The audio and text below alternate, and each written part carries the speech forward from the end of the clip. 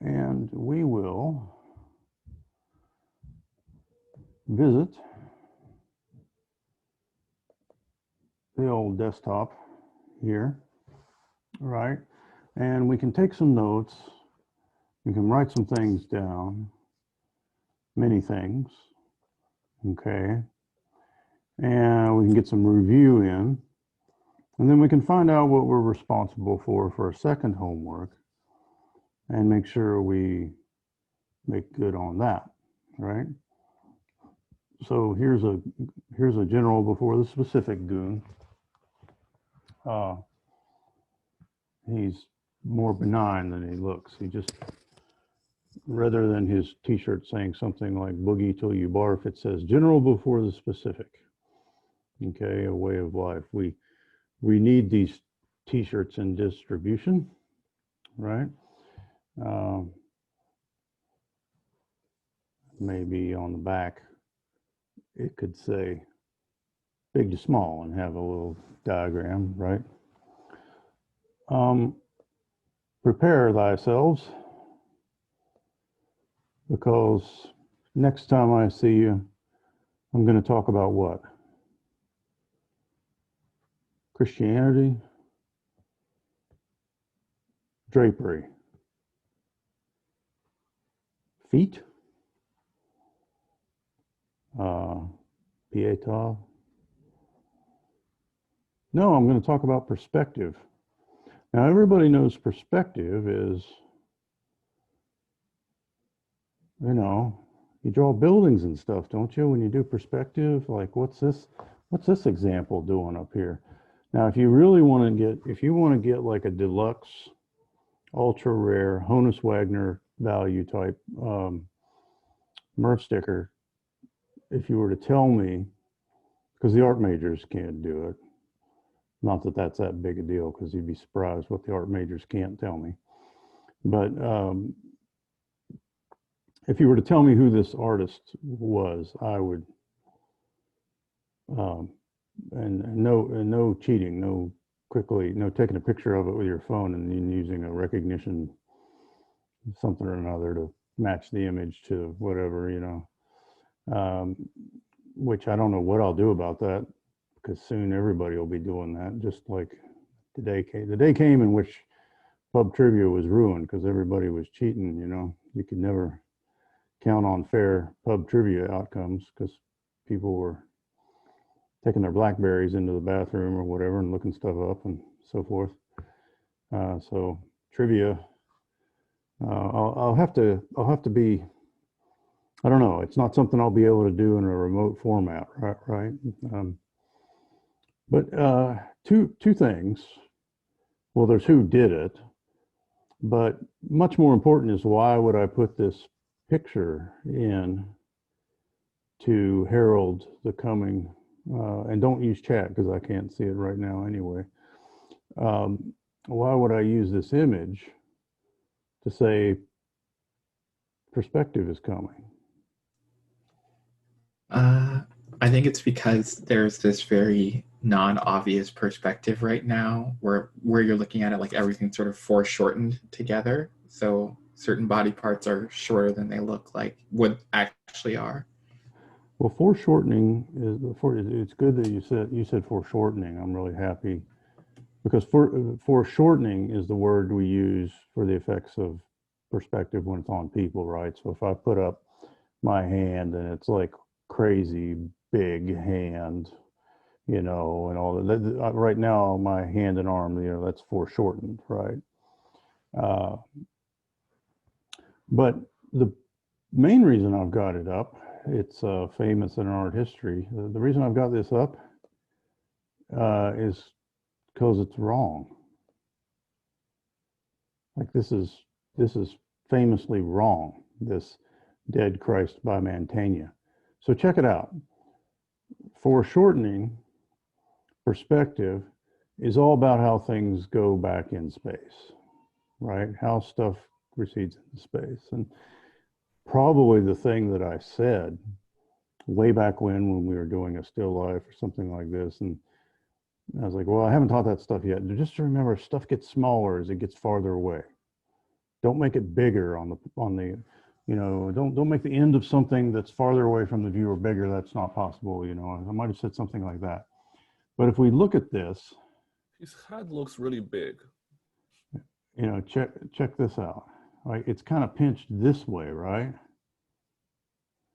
And that's backwards, right?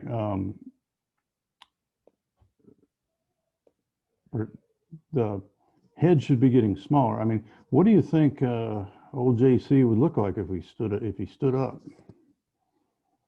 You know, it's kind of an interesting thing to think about. But you know, it should be the other way around. The feet should look larger than normal. The head should look smaller, much smaller than normal. You know, so we should have, you know, what I call the pinch should be happening like this way, right? So on the things that we tend to learn on, which are more geometric, is like this table, you know, you have an edge of this table and another edge over here you can't see. But the idea is that these would be parallel lines, but eventually they would converge somewhere way back in the distance. But the thing that has been done to the figure here is, you know, to sort of flip that around. So it's very awkward, you know, to look at. Does everybody see that? It's Mantegna is the artist. You don't need to know that, but if anybody ever did tell me that, I'd be like, wow. You know, and it would probably be this image that they would, like if they had that and retained that, it would probably be come out of memory and discussion centered around this image, I'm guessing. Okay, so just kind of following up on that. A little bit of a anxious, stressful time, I think. Now this is going a little further back in Western tradition. These are whatever illuminated manuscript or whatever things these have been gleaned from are probably older than early Renaissance Mantegna things. But most of the time when you see this kind of stuff these days, it's like this, you know, it's memes. And sometimes I feel like telling the art majors, like, okay, your assignment is, what do we do? How do we compete with memes? See you in a month. Yeah, you know. I've got another one. It's a Witch Medieval Cat today. I don't know. I think number 4 sort of actually has a actual resemblance, but I feel like all of the above. Where's all the above? All right, so we have got perspective right around the corner, and maybe we can just launch ourselves into, you know, utterly. I mean, I think perspective studies are probably the most like sciencey or mathy, or you know, it always feels like, you know, you're in the, although I hope I've succeeded in proving to you that there's a lot less objectivity in all of these things, if it's observational drawing anyway. But it always seems like you're in the most kind of like the zone that overlaps most with other subjects that may be of a, you know, not even in the humanities, you know, they might even, perspective feels like that. We will see. But we now know, you know, that something like that, well, what does that mean? You know, well, it might mean something like this, you know, that I can now 1, 2, and a nice little diagrammatic factor here. Before all of this, I don't know what type of plant life I'm seeing here, but I know that I can start here with whatever, you know. I can begin with the whole of something, right? And then the second thing is not go in there and pick a leaf and start, no, this is 2, this shape right here. And how much of whatever I'm looking at is accounted for by that. And maybe chart-like things like this no longer look just like charts, but,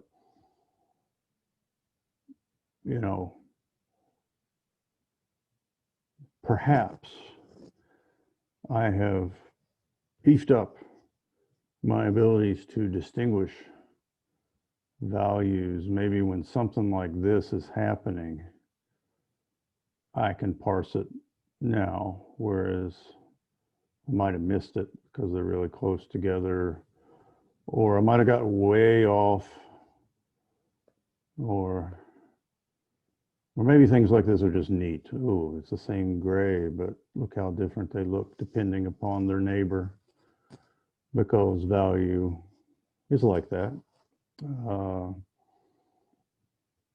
Really dark values make this gray look different, really and this happens big time once you get into color. And maybe something like this that's everywhere and in books and all this stuff that is there for us to learn about values and modeling on the simple, a simple round form. I actually don't think you need to learn this per se. And no, I will never pass out this image with, okay, now which one's this? And you feel it, you better fit. Now you better get shadow for that one, not this one. I would never do that. But I think it's really good. To me, the most important part of this is that. Maybe the second most important is knowing that when something is not flat, that darkest part of the shadow is not always right on the edge because you got a little bit of a comeback, But those kinds of things we needn't know intellectually if we can look really well. If you can look at something and, sort of imitate those properties with drawing media, you'll be fine, right? Perspective is full of stuff like that. I'll tell a bunch of perspective study that you really don't need to know. If you can see in the way that I've already told you, you'll be fine. If you happen to know what happens, great. But you can't go out into the world with a diagram and try to force it to adhere to that diagram. You have to be able to read it. It tells me here, am I working enough in my sketchbook? Who wants to know? On one of those first evenings that we were meeting, or one of these times that I had people, I drew this. This is actually a mafia hitman here from the 70s. So he wants to know, am I working enough in my sketchbook? Well, you tell me. Let's go over to some more images, because we put a lot of investment into drawing people, faces and figures, right? I find this pretty funny,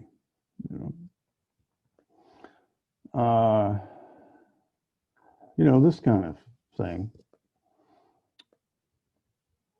Everybody take a finger or a thumb and cover up this part through there. And notice how flat and uncomplicated this is. I'll give you the secrets. I'll give you all the secrets. All you really need to know is to put a lot of information.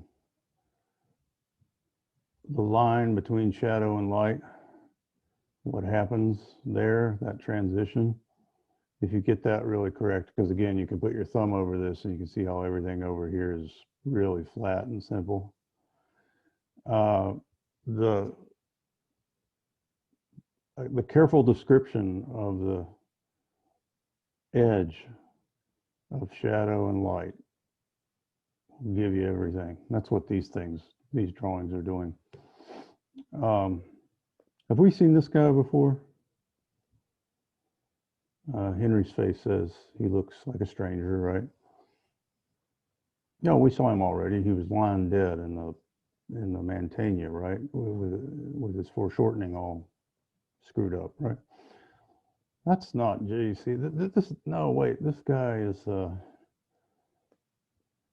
works at the comic store before they went out of business because of COVID. I don't know who this is, but this is a kind of thing where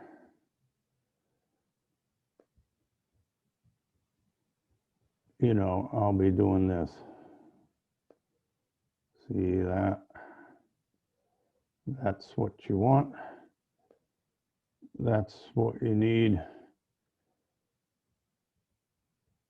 We can look at the sphere, the diagram of the sphere all day long, but what happens is when you get on faces, they are not just perfect balls.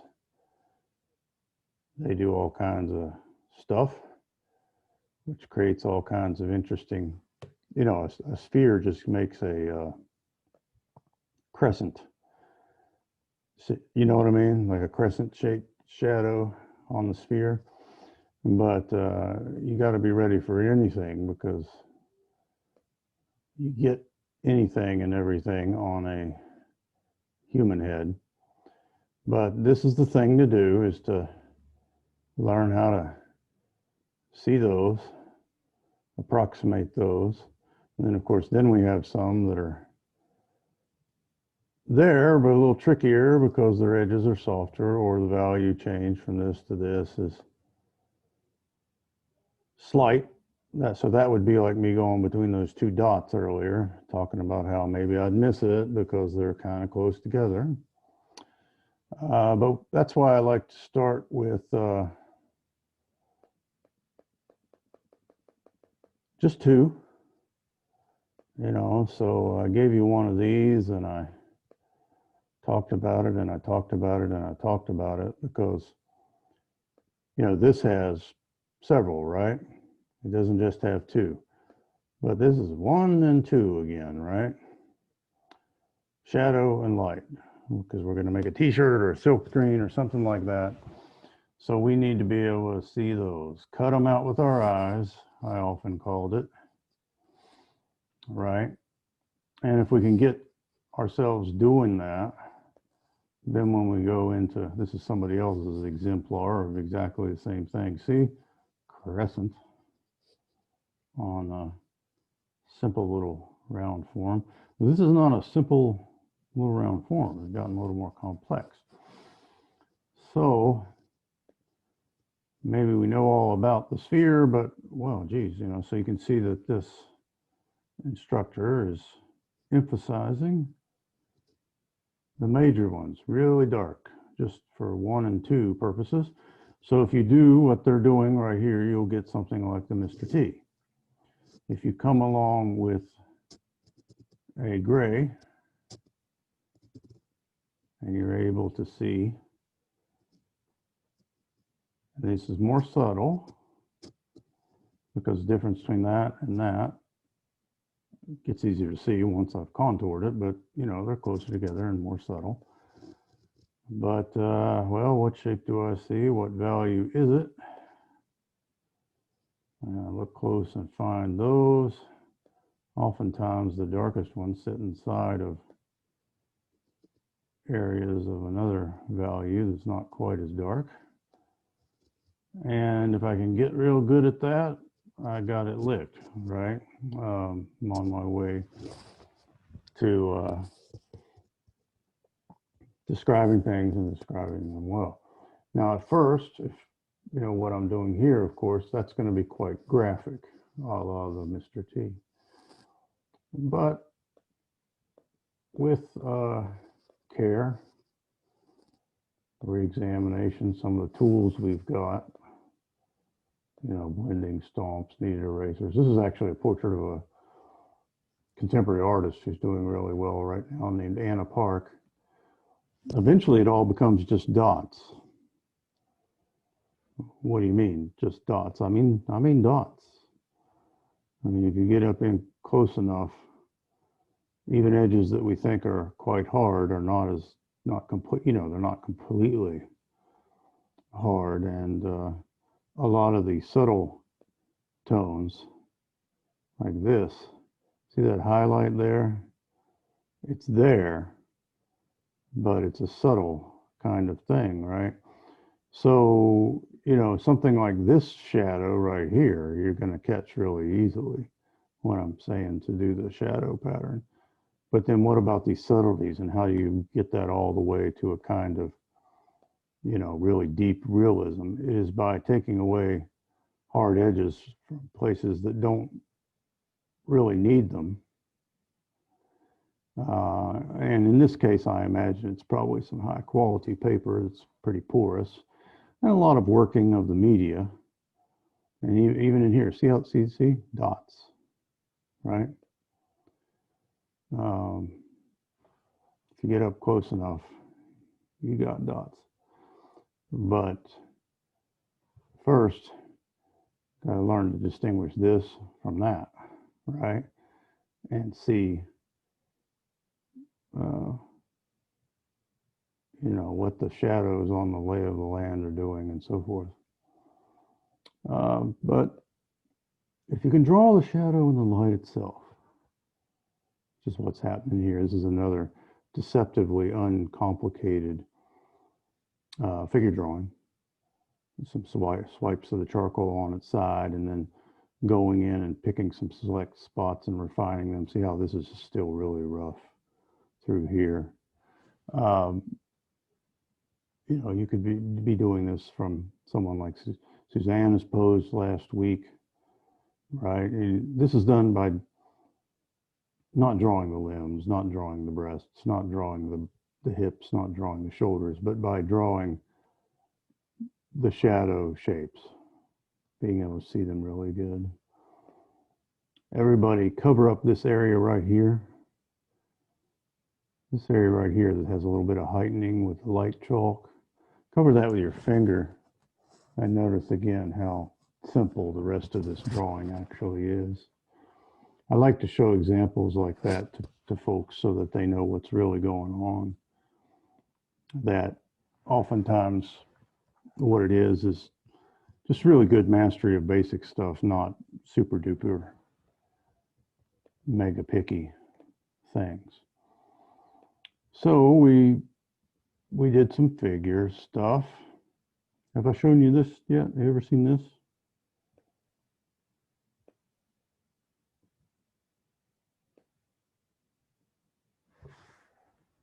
Come into class one day and this kid's positioned his hand like so I can see it.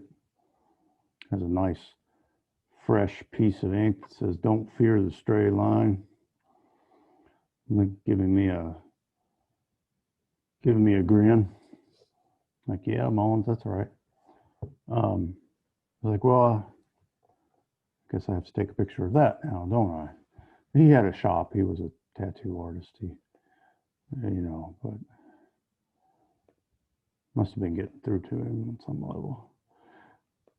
All right. Maybe emojis, or you could speak, but maybe it's nobody. I don't know, but collage. Ever made a collage? Has anybody ever made a collage? It's okay if you haven't. I've never elementary school or junior high, I never cut up old magazines and cut stuff out and got the Elmer's glue out. And now Henry's like, oh, well, yeah, wait a minute, we did do that one, you know. Maybe it didn't feel that serious, you know, or so forth. But You know, what does it mean that something like this kind of, I imagine a postcard over top of this,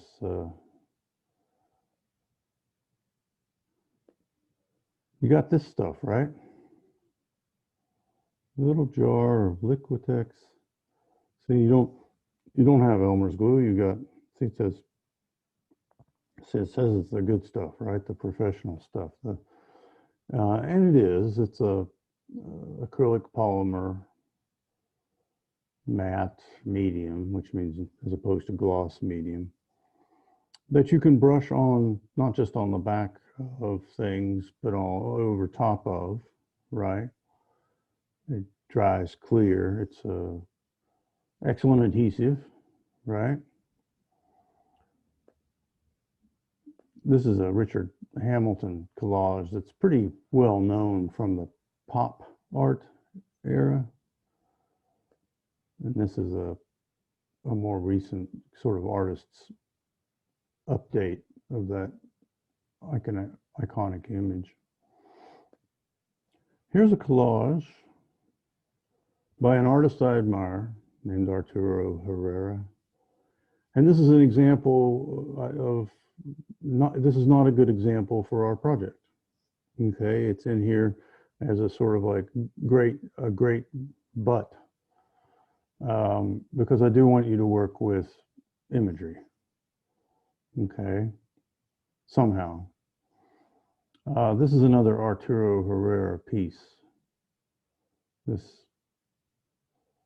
big wall. So now, if you look close, I don't even think you have to look that close, but if you look, you'll find that what seems maybe at a cursory glance to be an abstraction made of drippy red shapes or something is actually derived. Does anybody see Seven Dwarfs? Yeah, they're like Disney. Like, anybody ever, do you see like the pickaxe or the hand, you know, or some part of the Seven Dwarfs? Because they're in there and they've been broken down. There's this amazing contemporary artist named Wangechi Mutu that does collage. Maybe the preeminent name in my mind is, you have a conversation about contemporary art and collage. You talk about Wangechi Mutu, I think.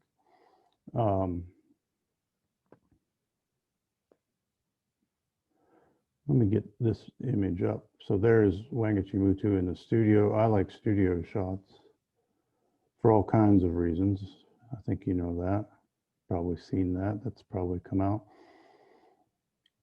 Maybe the best thing besides insight into what space the artists inhabit and work in progress, like the large one here.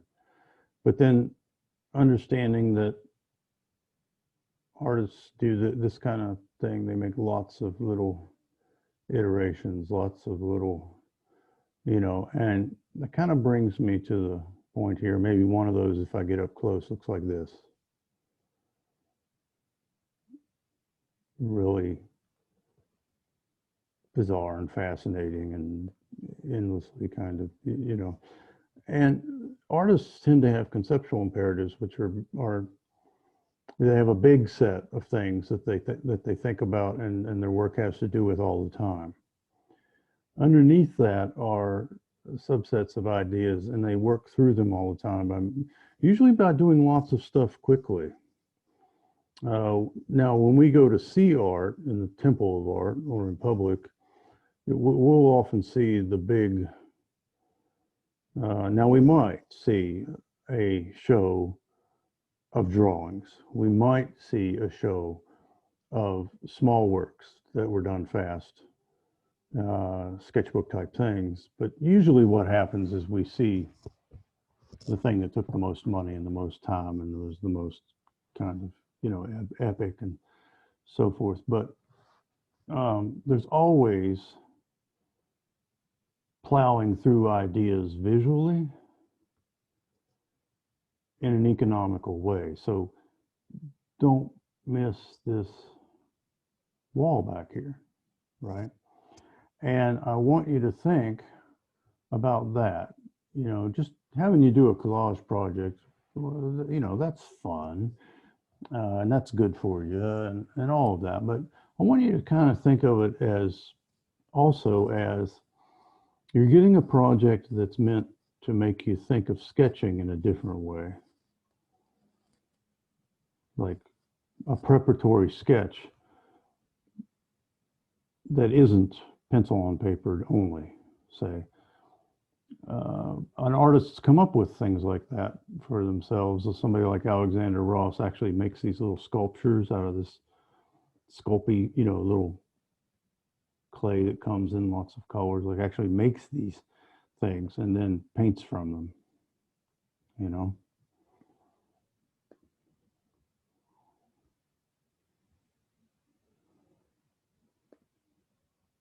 So Justin Mortimer makes paintings, makes collages first, right? Weird stuff. Notice the grid. It's pretty interesting because all of, you know, all of recent technology that's available might be in use by a living artist, but they also might use some of the oldest devices around, like a grid, which is the pre-camera way of transferring an image to a large canvas, you know, is the grid. So this is a Justin Mortimer collage. What the heck is going on in this, you know? This is a painting. And this is one of the rougher and looser ones that you might see. But you can find often I don't know if I have any one-to-ones here, but you'll get the idea after you see a few of them. You can find like the exact, you know, the collage, and then you can find the painting, you know, made from the particular collage. Nathaniel Mary Quinn, Nathaniel Mary as in his mother's name, Mary. This is also Nathaniel Mary Quinn. Okay, so those are some famous artists. I've been throwing collage at undergraduate students for decades, and all sorts of things might happen, but wanted to talk a little bit about, you know, depth and is there such a thing as making a, you know, deep, complex collage, and such a thing as making a really, you know, somewhat superficial, not too profound collage? Stands to reason, right? So something like this, like, you know, she's riding a cat, is fun and funny. But okay, someone, not that there's anything wrong with this drawing, but why might I say this one could be more sophisticated, more interesting? Because I feel like all of the parts, like they fit together, need some careful design. Elaborate. So, like all the faces, they're actually from different perspectives. Some of them are from the side, some of them are straight on, some of them are like, so all of the faces have different orientation and different perspective, but they all are in a sense handled correctly because they all have the right proportions, and they all, you know, how do I describe it? So yeah, they all look realistic, despite the fact that they're meshed together. And I'm thinking that the author of the work probably, you know, sort of followed my instructions and made a collage and then drew from the collage. And the collage was probably photos that were in magazines. So that might explain what you're saying. I'd be more inclined to say that everything here sort of is just the expected or traditional idea of beauty, and that's as far as it goes. You know, like there's not much for me to think about. You know, they may be practicing, they're working with their color pencils and doing a fine job, or they're you know, but it ends up being a little bit light. Now, does that mean it has to be dark and disturbing and macabre and fucked up? And no, not necessarily. Not necessarily. You might make happy art, you might make funny art, you know. But is the presence of an idea really large here or not? You could ask on each of these examples. This one, for example, it's really well drawn, but I know that other than these pills, which were added, like I had the magazine that had this, it had this on the back. It was a magazine ad where like cats were doing these things, you know, so it was pretty straightforward. And this one, for example, which is beautifully drawn, and there's nothing wrong with the idea of the whales frolicking and jumping in the clouds rather than the sea. But it's a single idea, and you get the idea, all right? Everybody gets the idea. Like the whales are in the clouds, rather. And I guess it depends on how clever you feel that is, or how much that lasts, or you know, somebody else might say, well, I don't know immediately what's going on in this. It's you made it bigger. It seems kind of hipstery. See how we're getting into critique territory here? Everybody, that critique that you obliterated from our, bring it back. I don't remember exactly what's going on in this one, what the story was with this barking dog and this fish, and it's kind of a complicated narrative that the guy had.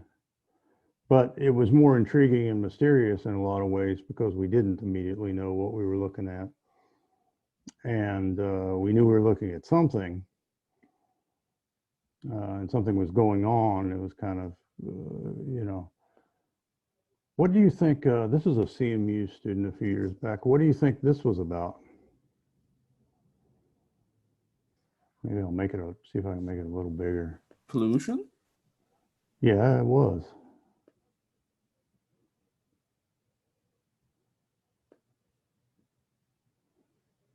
Maybe not. I mean, when we see tires in a body of water, that equals pollution, right? That's kind of, but they had been using some like actual sources, meaning like real magazines to cut up, which you're not limited to. All of the imagery is available to you. You know, you've got, you know, I mean, for Christ's sake, if the internet's going to ruin our lives, we have to at least take advantage of it sometimes, right? So let's take advantage of the fact that any and all imagery that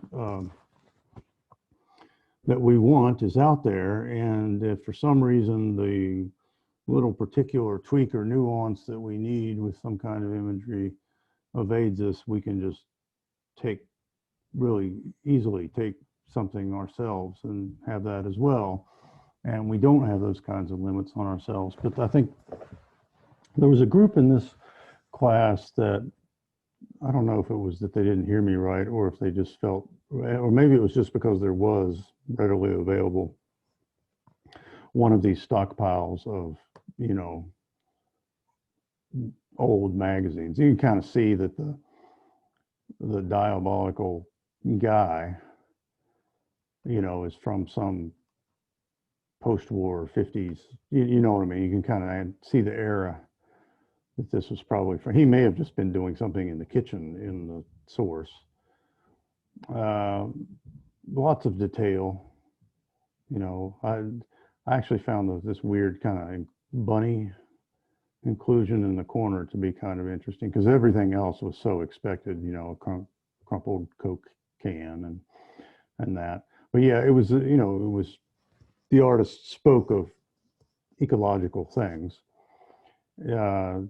And here again, we can see with these kids, it's once again that kind of, do you guys have a bunch of Life magazines from the nuclear family era or like the, you know, or British magazines from, you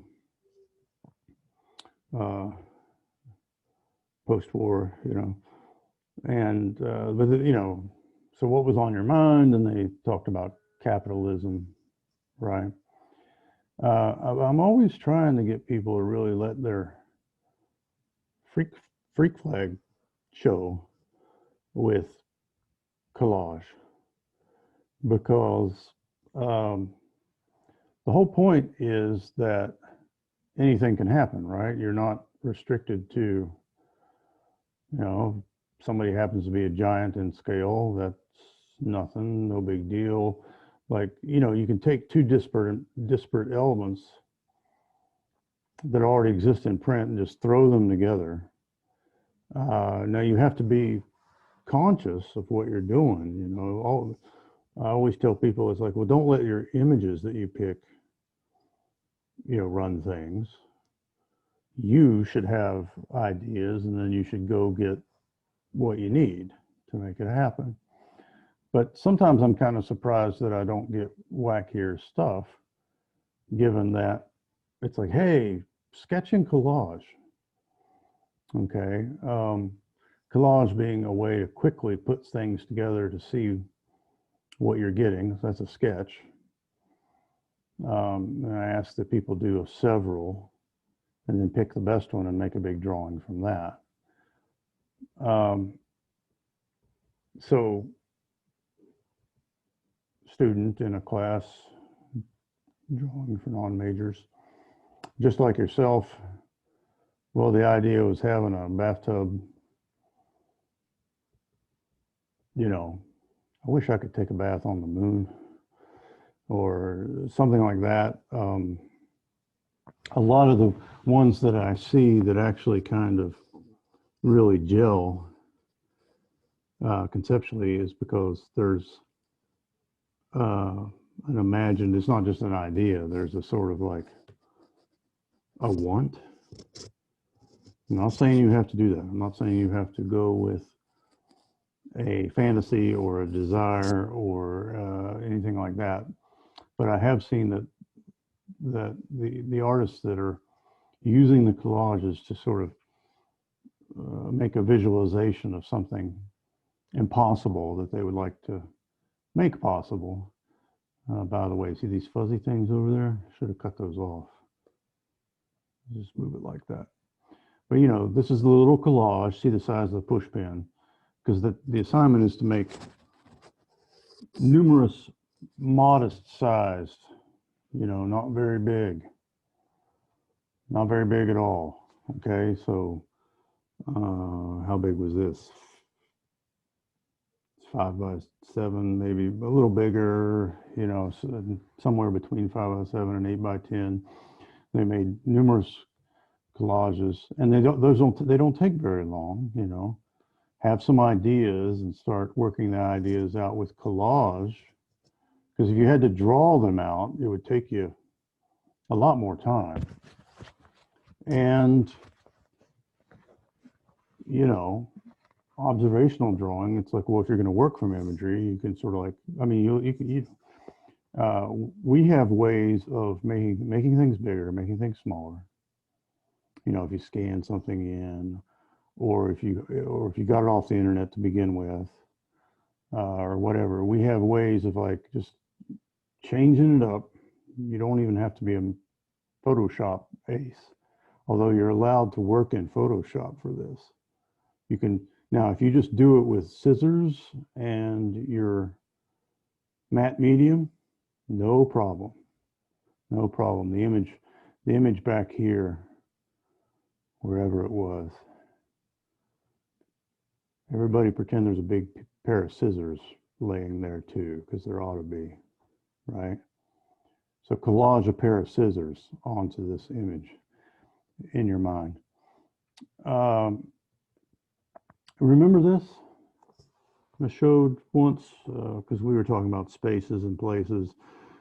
I mostly wanted to talk about, you know, just getting really into what you were doing, the act of drawing itself, and so forth. But there was a collage that the artist had made the collage and was looking at the collage and drew this from the collage. So there was this cutout, you know, this was cut through here, and there was this part, this figure with the cocktail, and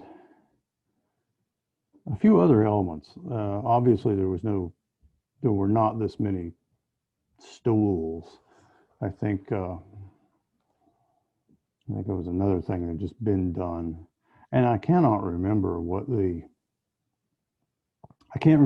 said prompted them to do this, or what the story that took place within the diner was, as it were. But you know, if you might make a not super interesting collage, but if you put on this kind of drawing clinic, it might look like it's a really interesting idea. You remember that? Remember me last time with the fingers talking about that kind of stuff, the range in ideas and stuff. So here, the idea was to turn the tables. And so the bears are in the position, the tourists and the bears have swapped places, and we'll wait for the tourists to catch the salmon. Of course, I think the salmon has already been converted into a sushi, but you know, they're taking selfies, you know what I mean? Go to New York, you know, now of course, you know, there could be like water splashing all through here. I don't think we would see, you know, but it's a collage project, right? So the artist had one of these yoga or workout kind of images to get a person. If anything, it makes it funnier. They're down on their hands and knees, you know, because they're exercising or whatever. But you know, when you go to these places, the salmon swim upstream and the bears are like catching them, you know what I mean, in their mouths. And so the bears are actually like watching this happen and filming it and taking selfies as people. You know, that was the idea. It's pretty funny. A few years ago, in drawing for non-majors, a grad student made the collage that you see down here. So this has been cropped a bit, the 18 by 24 drawing. You know, it's one of those things where I'm just trying to shoot it in a way. It's like, well, if I back up so it all fits, then you can't see as much. And if I, let's see, let's get some of that, you know. So he had a 8.5, this is an 8.5 by 11 printer page, because the collage had been done digitally. So you see the hands here and the handlebars. The idea was just riding one's bike through an imagined perfect city, or the artist's idea of a perfect city. Forget what's going on here in the foreground. It looks like the chassis of a, there's some little, like this just means like shift to that gear or something, but there's, anyway, I'm becoming really sort of curious about that because I don't remember what was going on, but you get the idea. Here is a collage And of course, we see this and we're just like, wow, that is really dense and stuffed with drawing, like lots of, like, man, oh man. And then once we get past that, we see that all the sources seem to be these, early 20th century, we start seeing the attire that people are wearing. Well, I see what kind of imagery I don't know what's going on back here because there's like this looks like, well, this could be some kind of anatomical or whatever. I don't know. This looks like Swamp Thing back here. I don't remember, but it was all about masculinities, about the student was talking about, uh, you know,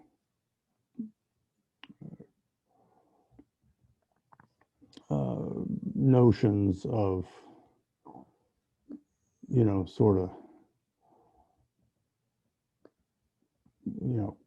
this soldier right here, I think they were drawing a line from like the turn of the 19th century to the war or something, and maybe that's even Harry Houdini here, or Eugene Sandow, who's like the original kind of circus era, like a strong man, but was talking about, was kind of trashing, our trying not to be didactic about it. What's didactic mean? Anybody know that term, didactic? Did I bring it up last critique? It technically means teaching. But, if I'm really lecturing you in a heavy-handed way, or if you're seeing something that you feel that you're already aware of, but, you're being told, you might feel, well, that's so didactic,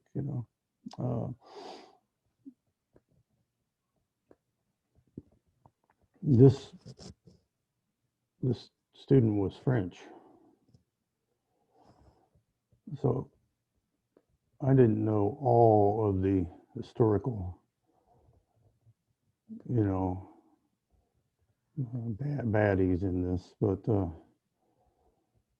they did, and they'd sort of conceived of this conference of these people and put them together, Marie Antoinette, Napoleon, others together in one space. So just a few examples.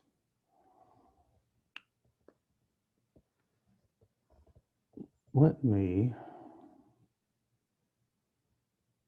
come out of here, back over to here, and talk with you. Now, how long do I have to do this? You have, well, critique A.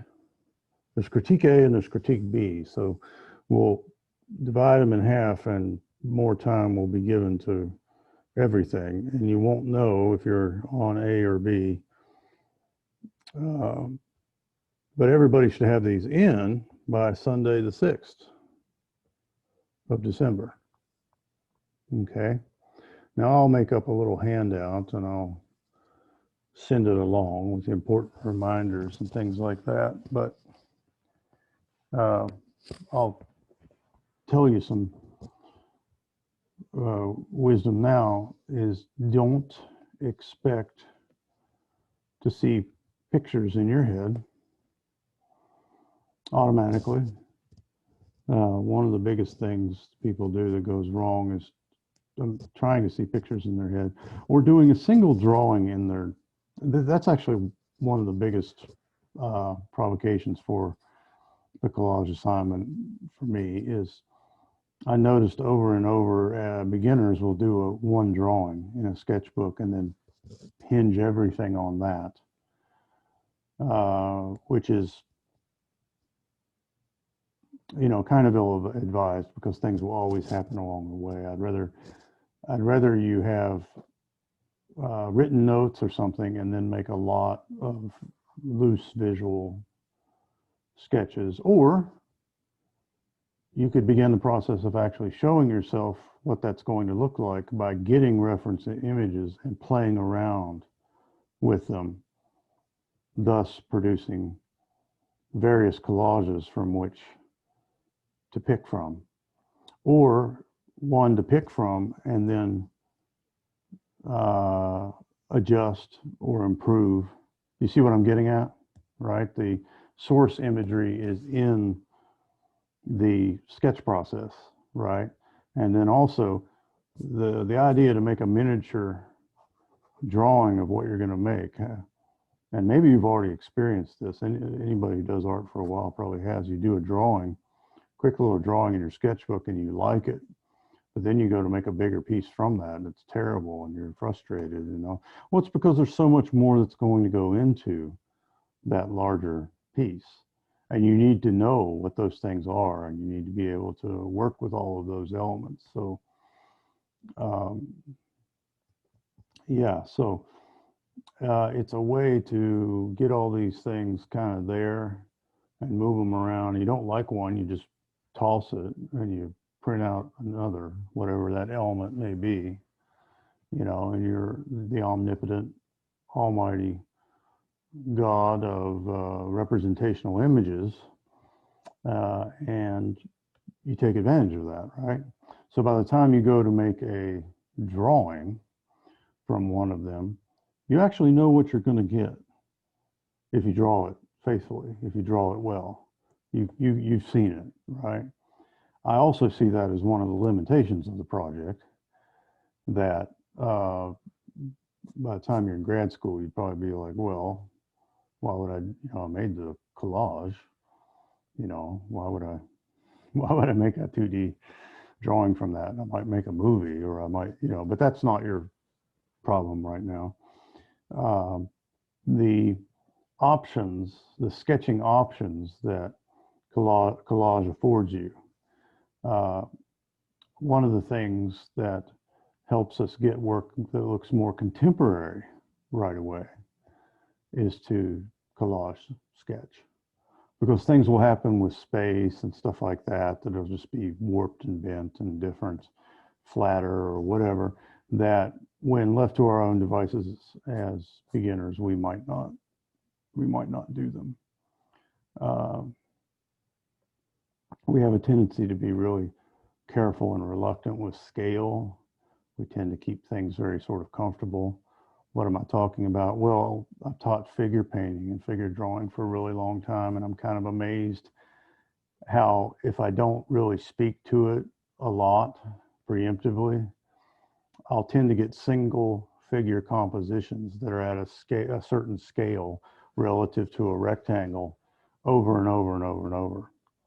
And I'll have to actually tell people, it's like, well, you know, they don't have to be that scale. And there could be more people, you know, like we haven't made any rules about what the viewer's viewpoint has to be relative to the figures. You know, there's certain things like that that just tend to happen. The collage sketch project tends to get us past them automatically. Questions about this? So for the collage part, can we just like, I don't know, use online images and stuff like that, and then use like Photoshop or something to make a collage to paste the sketch on? Or yeah, you can work your collages. Now your finished drawing has to be made with traditional drawing media. Yeah. Okay. But your collages, you're welcome to make them all digitally if you wish. If you have Photoshop or another photo editing program that allows you, and you want to work in that, to produce, by all means. I've had many people make all of their collages in Photoshop. Sometimes I'm surprised. I have people who they don't know how to use Photoshop at all, and well, if you do it all with scissors and a glue stick, that's fine too. You've got better stuff than a glue stick in your kit, the gel medium. That stuff is fun. Or you can have a hybrid. You might have some stuff that you print out from the internet. You might have some stuff that you do digital, and then you might sew them all together with your gel medium and your scissors, you know, combinations thereof. That's fine. Yeah. But please, Okay. by all means, plunder the internet. You know, it's what it's supposed to be for. We are past a point in terrestrial existence where we can tell somebody, I couldn't find any pictures of those kinds of turtles. When you say that, someone's going to look at you like, oh, really? Sure. You know, you just didn't try too hard because it's there, right? It's there. And you say, well, I found a bunch, but they're not looking the right direction. Well, play some videos of them and then screenshot the, you know what I mean? Like you can get it, whatever it is. And if that's becoming too much of a pain, you know, and you need somebody that is standing on their head, you know, holding, you know, something particular, then you get your friend or your roommate or whatever to do that, and you take the picture yourself, and that, you know, that's quick and easy compared to what it used to be. So, you know, it's all at your disposal, right? So, make the internet give you what you want because it's got it somewhere, right? Okay. And you're trying to make a thing in which maybe I some, just don't like look everywhere for some magazine that had a picture and it just be well, I really wouldn't either anymore. You know, I wouldn't go to Creative Reuse and see, oh, look, they got National Geographics. I mean, for 30 years, it would always be a pile of National Geographics in some corner that people had cut up, you know, but we are so not limited to that, you know. Now, if there's a particular subject matter, you know, that you're dealing with, you know, and you have a stack of, you know, magazines to, you know, whatever you want to, but I would not put myself through anything arduous when I could lay with my laptop on my chest and and get all of the probably every, and you're talking to somebody who has a lot of books and magazines, but probably every magazine image I have is probably findable now, you know, somewhere on the internet or pretty close. And then of course there are countless other images findable on the internet that were never printed in any kind of publication. So, you know, I would take advantage of, I wouldn't, you know, go out seeing what I could, you know, pan for gold for when I know that I can, you know, and every now and then I'll have somebody say, well, what about the copyrights, or what about the, you know, like, this is for my class, you know, and nobody's going to come looking for you, you know, for using some image, you know, in this project. Nobody's, sometimes the art majors have questions like that. I say, I hope you have that problem someday. I hope something you make is reaching enough people that they you know, that they care to tell you to stop or to whatever. But no, you needn't worry about, you know, if it's been put on the internet, it's generally, you know, fair use. Other questions from anybody? So, do you really? So, what kind of media do you want to use for this, or it doesn't matter for the collage? Well, you can do it digitally, or you can do it with cutout stuff, or you can do it with a combination thereof. Wait, I thought we're producing a drawing from the collage. Right. But you said, that's what your question was, what are you making the collage of? Or your question is, what are you making the drawing out of? Yeah, the drawing. That's what I mean. Okay, okay. Well, that's up to you. Okay, sure. You should make an informed, you should use good judgment and make an informed, wise decision about what the best way to draw your drawing is. You know, so if you have your collage and you think it's good and it's smart and it works for you, and maybe you've even shown stuff to the teacher and the teacher says this is your strongest one, or they said like you should do this and you went back and you know adjusted it, but you've got your collage, you know, then you should make a decision about, well, what's my best road to success? In what media, you know, am I going to get this? You probably saw examples made in all sorts of drawing media. You probably saw some people using color because they wanted to. You don't have to. Same as last time, color is fine. Just don't expect it to automatically make anything better. It might, but it's not guaranteed to. It has to be purposeful and meaningful. But ask yourself, like, what is the best, you know, sometimes people's favorite media is not the best. You know, like I love doing drawings in blank, but there's a clearer path to success in something else, you know. And if you ask, I will just, I'll tell you what I think on that. Okay. Okay.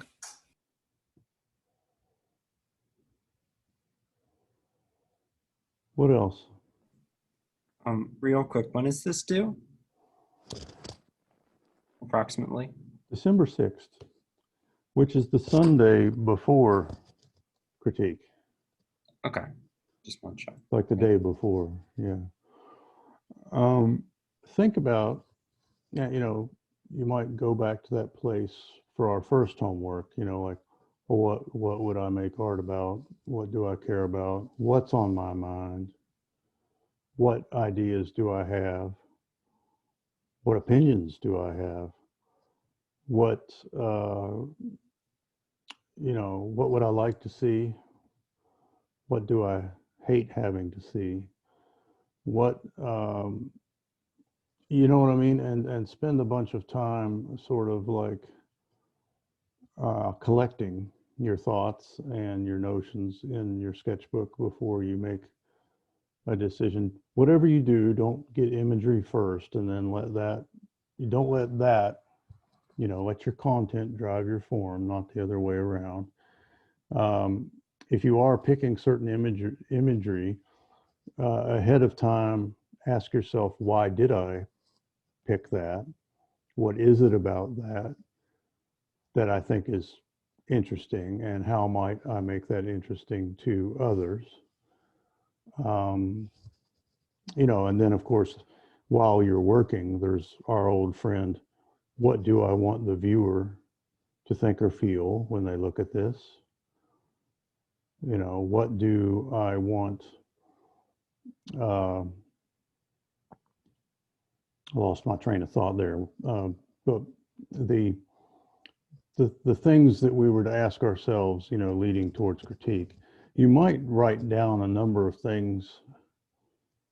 Maybe you did during crit last time, I don't know. But if there was something pretty good, what were some of the things that were on cards in critique last time? You know, that some of the hypotheticals or some of the things that you could just sort of like have them, and you could sort of say like, well, all of them sort of, not all of them, but most of them center around,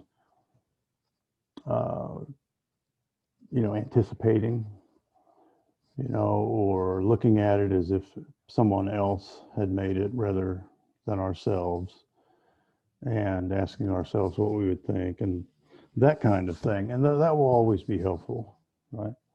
If you have, what usually happens with this is once people get down to business and make some decisions about their thoughts and about their content and about their ideas and that, and they start actually making collages, rightfully, they find that the collaging process is pretty fast, which is the whole point. You know, we don't have to make miniature little drawings before we decide which miniature drawing to make a bigger drawing out of.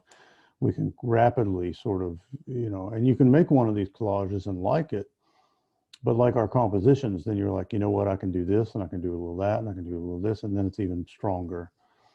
And people will send these over to me and say, what do you think? And tell me a little bit about what they're doing. And, which one of these do you think I should, and that kind of stuff. And that's very good and healthy. And I encourage you to do it if you are inclined, Okay. Okay.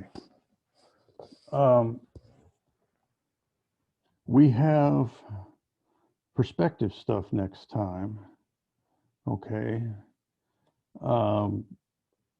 For this week, week 10, there's 2 perspective studies that are supposed to go into the sketchbook. There is not for week 10 an in-class assignment. I would rather anything you need to catch up on, be it your sketchbook or if there's work that you haven't completed, do that. Okay? Okay.